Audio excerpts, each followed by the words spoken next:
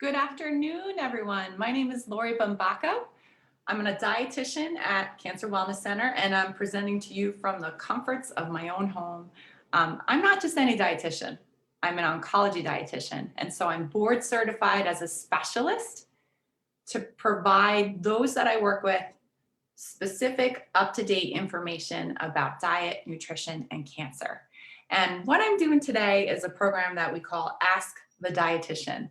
And so how we conduct this program is I have 30 minutes to answer all of your great questions, which fortunately for me are submitted ahead of time. So I have a little bit of time to prepare. And so we had 3 great questions submitted today, one about herbs and spices, one about green tea, and then another about protein and fiber. Fiber, one of my favorite topics in nutrition. And so what I'd like to do is what I typically do for this program is share my screen with you all so that you can see each question and the answers that I will provide for each question written out in black and white with some additional information and resources so that you can apply some of this information in meaningful ways into your lifestyle. So what I'm going to do is share my screen now, and then I will see you in a moment. Welcome everyone again. Okay, so this edition of Ask the Dietitian, this is January 29th edition. And the first great question that was submitted is here on the Word document. Are there any herbs or spices that can be added to food to enhance their health value? I love this question. Now, it's a great one, but unfortunately a difficult one to answer because research hasn't really looked into this. So I don't have a great answer for you. Unfortunately, I'm stumped on this one, right? It's probably because of how complicated the nature of food is and the constituents of what's in food and herbs and spices. It's so complicated. So how could they possibly design a study to figure out what happens when we are preparing meals using different herbs and spices, and how does that, and to what extent does that enhance the health benefits of food?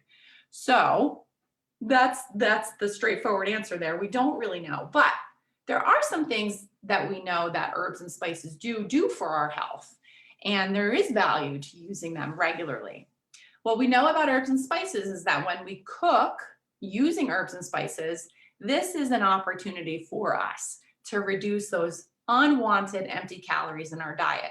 So things like added salt, added sugars, added saturated fats. We tend to eat too much of those things, and in excess, they don't do much for our health, right? So when we can substitute and enhance some flavor using herbs and spices and minimize how much of those unwanted additives we're using, this is valuable for our health and definitely for the nutritional aspect of our diets. The spice that comes to mind is black pepper.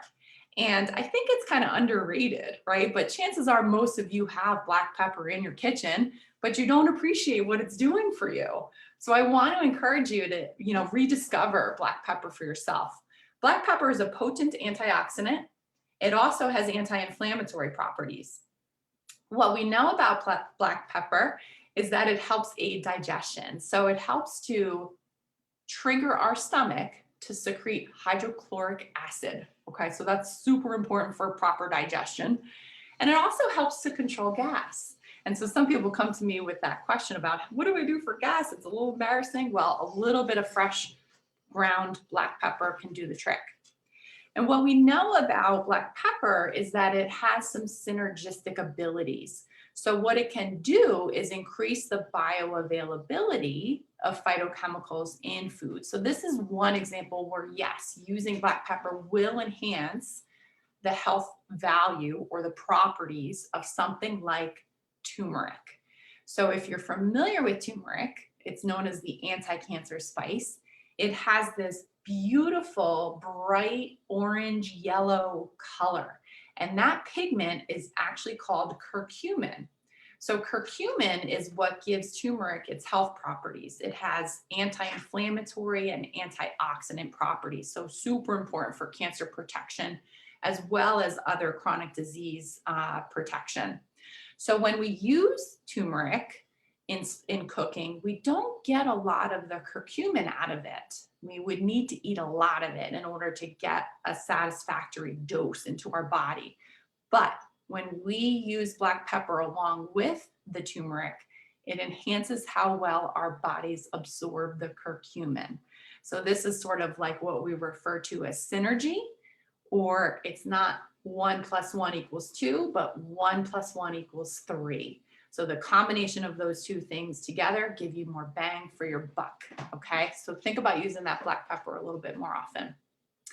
What else do herbs and spices do? Well, when people grill, and I do know people grill year round, some people, maybe it's not the season right now, but when you start to grill again, I want you to be careful, because when we grill meat at a high temperature and burn and char that meat, guess what's happening? It's creating carcinogens. And we call those carcinogens heterocyclic amines, and that's a mouthful. So it's HCAs for short.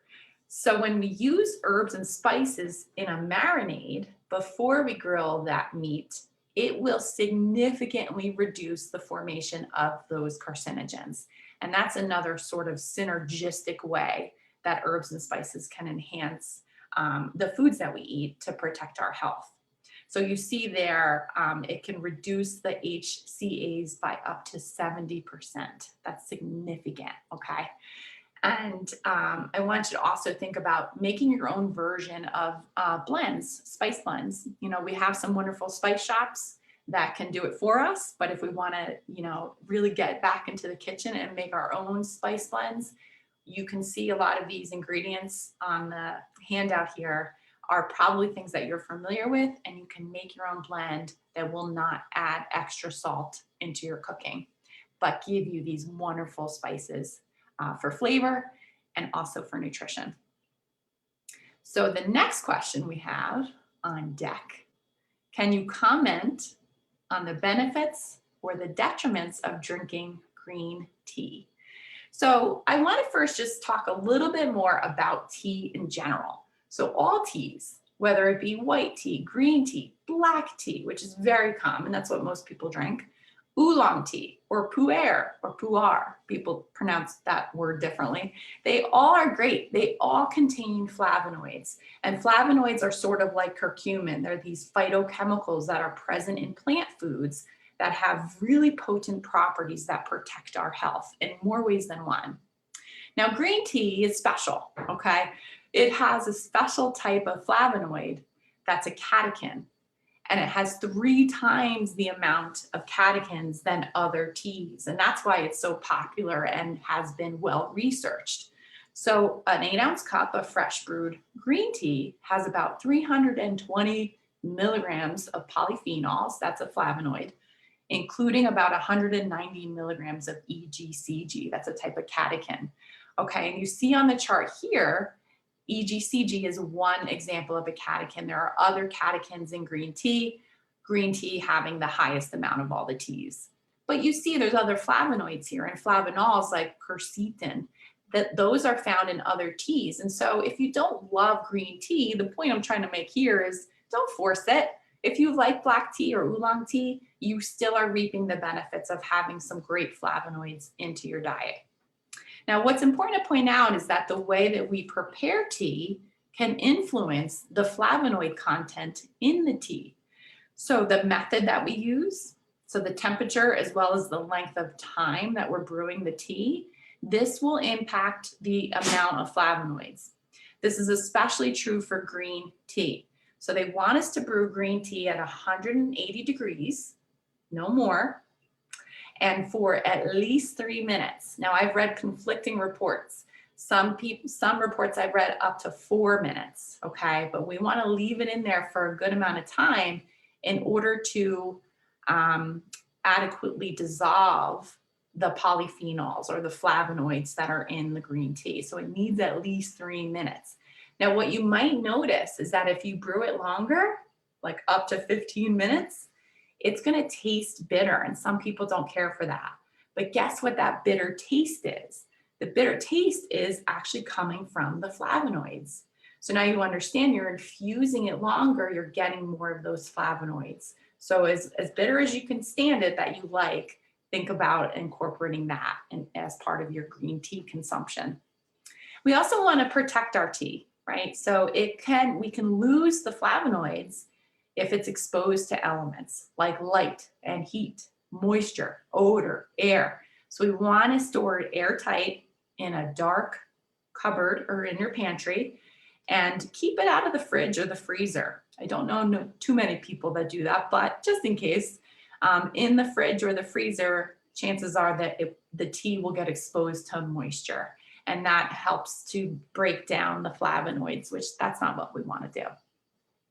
We also might want to think about squeezing some lemon, some fresh lemon into our green tea, because what that does is it adds vitamin C, and vitamin C helps protect those flavonoids from being oxidized or being lost in the process. So again, it's that synergy. I think that's kind of the theme of today's Ask the Dietitian. There's some synergy there, right? So you can have the benefit of getting some extra vitamin C, as well as really protecting and keeping those flavonoids in your cup. What are the health benefits? So let's go back to that question. What are the health benefits? And most of the research looks at about 3 to 6 cups a day. Sorry. That's a good amount of tea consumption, right? So we're going to start first with cancer. So what the research has shown pretty consistently over the years and across the globe is that those people who consume green tea have been shown to have reduced risk for more than one type of cancer. So we have colon, breast, prostate, lung, and most convincingly, bladder cancer. Maybe the dogs will get quiet. I don't know if they're green tea drinkers, but and going back to that EGCG, remember I talked about that with green tea. The way EGCG works is that it deactivates carcinogens. So imagine, like in our environment, we're constantly exposed to carcinogens. The EGCG works to deactivate them so they don't create as much damage in our body. EGCG also helps tell our abnormal cells to die. We call that apoptosis. So that's self-destruction of abnormal cells. The EGCG comes along and it's like a checkpoint. It says, hey, you're not normal. You need to die, which is a great thing because that's really cancer protective in many ways. And then also remember, when we drink a cup of tea, it's not just EGCG that we're getting, right? There's caffeine in green tea, and caffeine's actually a good thing. So caffeine helps to speed up our digestive system, right? And if we have toxins, whether we've made them ourselves or we've ingested or inhaled toxins, we don't want them hanging around. So the caffeine helps speed up the removal of those toxins from our tract. There also has been research with heart disease. And so green tea drinkers have been shown to have lower levels of LDL cholesterol. That's the bad type of cholesterol. Also reduced risk for blood clots, and also reduced blood pressure. So there's some cardiovascular benefits to drinking green tea. And you may have heard there's a lot of sensationalization about weight loss with green tea. Well, not really the case. What they have looked at in research is not drinking green tea, but taking out the components of tea. So part of it probably is the caffeine, and seeing if you took a high dose of that separately, how would that affect your weight? That's not the same as drinking a cup of green tea. So we can't really dependably rely on green tea to help manage our weight. I will say it's a healthy choice. And if we don't add sugar or high fat milk to it, then what we can have is something that's a healthy choice in an overall healthy diet. But the best way to lose and manage our weight is really to eat better, eat less, and then to become more active. Now, people ask me, what about hydration, right? That could be a detriment to drinking green tea. Well, not so fast. There's a threshold. So as long as we drink less than 400 milligrams of caffeine per day, there's no effect on our hydration. In fact, it only serves to hydrate us. And just for your reference, an 8-ounce cup of green tea is about 25 milligrams. So we would have to drink 9 cups of green tea per day to reach that threshold of 400 milligrams. So that's a lot of tea. I think there's room for tea in most of our diets, and it's not going to dehydrate us. People do ask me about matcha. So matcha green tea is a very fine powder that's made from the leaves of the tea bushes. And usually also, besides the leaves, it uses the stem. It's almost like the whole tea plant. And they grind it up into a fine powder. I didn't know this, but those tea bushes need to be grown in the shade. So that probably really does protect each of the flavonoids, those precious flavonoids that are in it. And I think what's really important to point out about matcha is that usually with matcha tea, if you're taking the powder in, think about how much of those flavonoids you're getting, because you're taking in literally the powder. It's like you would be eating the leaves, basically. But with a tea bag, you're infusing those flavonoids, right? So there's already a dilutional effect that's happening. But if you could use the powder in recipes, you're literally taking in more of those flavonoids. So it's even higher in terms of the antioxidant content. Matcha also has been found to have a unique amino acid called L-theanine, and L-theanine has a calming effect.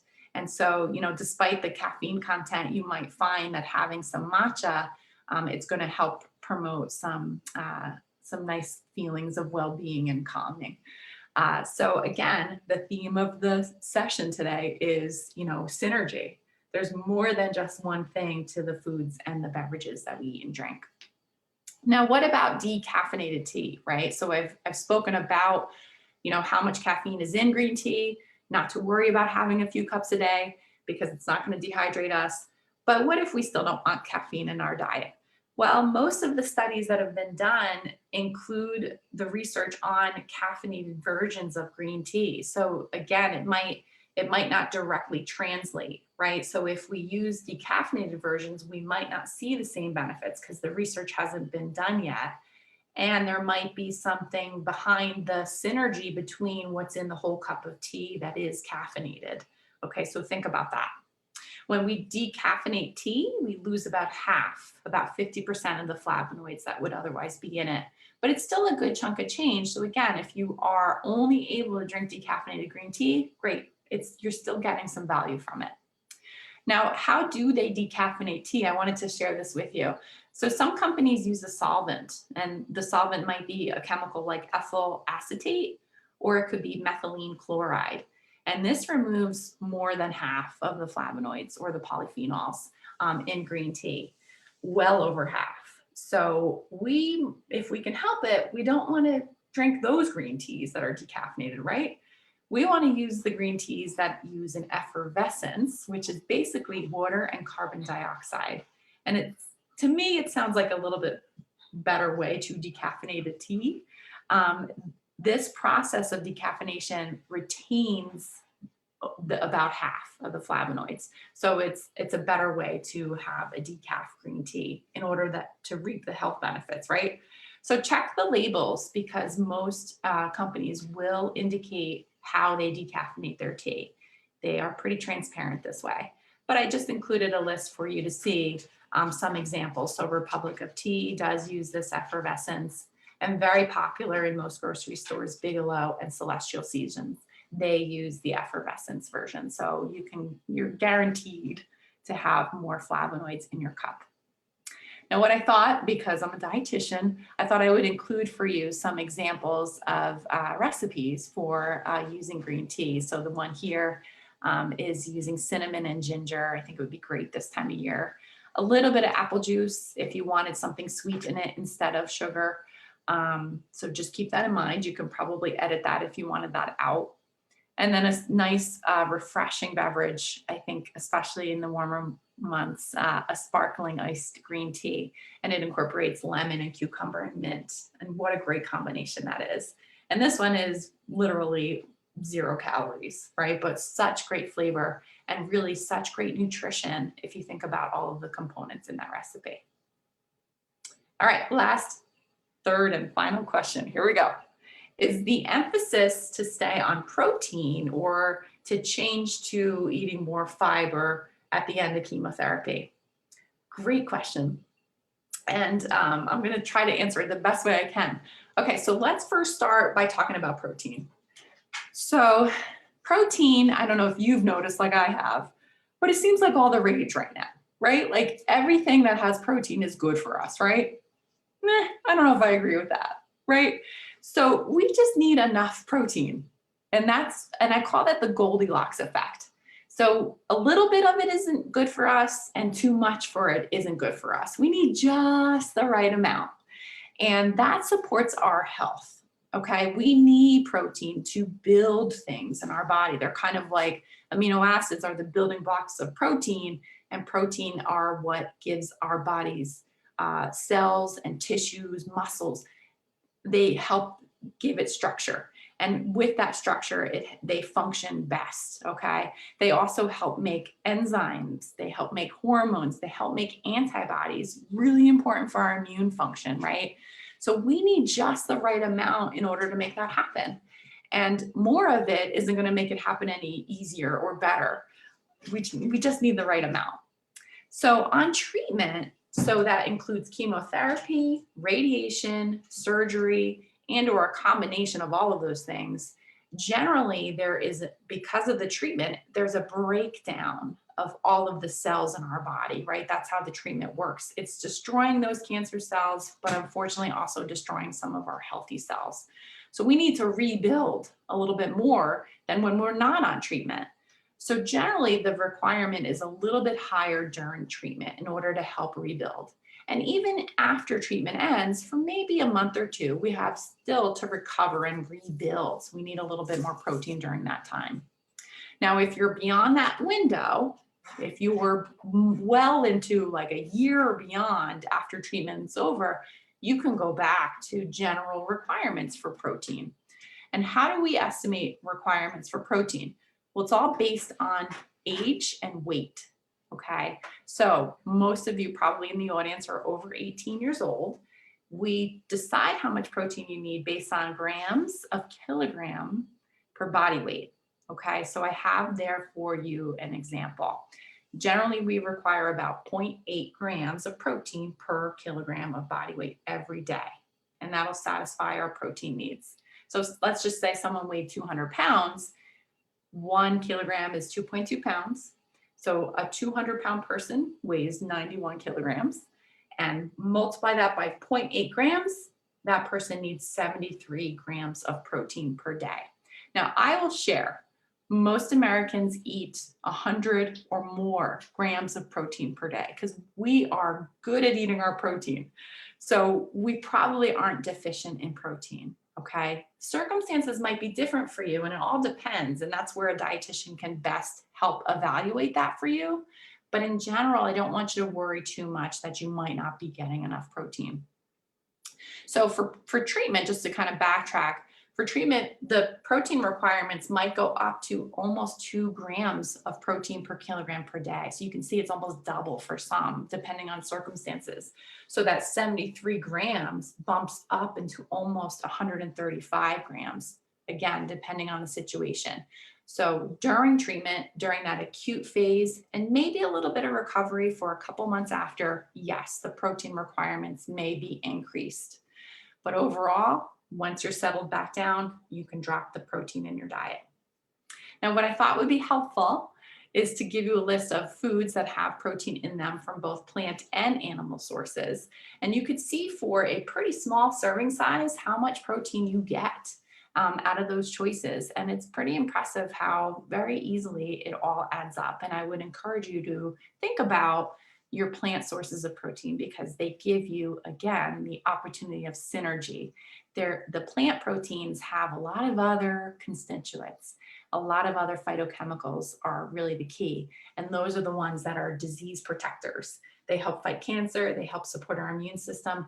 And Americans do not eat enough of these plant proteins. So get creative in the kitchen and start, discovering some of these for yourself. Okay, protein aside, now let's talk about fiber. So fiber, my favorite topic. Fiber requirements are generally the same. if you're on treatment or off treatment. The only exception is that if you're struggling with something digestive wise during treatment or even off treatment, where a physician tells you, okay, we need to lower the fiber in your diet. So sometimes if someone has surgery to the digestive tract, or if someone is struggling with diarrhea, we will adjust the amount of fiber that's in that person's diet. Generally, the recommendations for fiber are 14 grams for every 1,000 calories that you consume. So for labels, when you read a food label, it's usually about 2,000 calories. So that would mean about 28 grams of protein per day, or fiber per day, sorry. Now, Americans do not eat that much. Americans eat maybe 10, maybe 12 grams of fiber per day. So we have a lot of work to do because fiber is so helpful for us for a lot of different reasons. I gave you a list of fiber in foods. There's different types of fiber. I can give a whole talk on fiber. So viscous fiber forms a gel and it helps lower estrogen. It helps lower bad cholesterol. It helps control our blood sugars. And so here are some sources of viscous fiber that you see in plant foods that are important to add. Fermentable fibers fuel our gut. So they go directly to our gut and they feed the microbiota. And then the microbiota secretes chemicals that are anti-inflammatory. So it's like really important for our immune system also. Asparagus, beans, bananas, they all are great sources of fermentable fibers. And then bulking fibers do just what they sound like they do. They add bulk to stool. So they really help with regulating our bowel movements. They help us to stay regular. So if that's something you're struggling with, these are some examples of foods that have bulking fibers. Popcorn is a whole grain, great little snack to have. Most fresh fruit and raw vegetables, high in bulking fiber, as well as nuts and seeds. And then on the handout, I also wanted to include for you easy ways to add fiber to your diet. Because again, we are not eating enough fiber and we could all do a little bit better. So I gave you great examples using some simple tips that will really, I think, enhance the value of the food that you're eating with adding more fiber, but adding more than just fiber, much better nutrition. So think about all of these things for yourself. I think the biggest takeaway from today is if you can pick one of these things to do off of this list, I've done my job. And that would make me really happy. So think about that for yourself. And you'll all have access to this, okay, so that you can try some of these things out. All right, so I'm going to stop my share because I see we have about a minute left. And I want to see if anyone has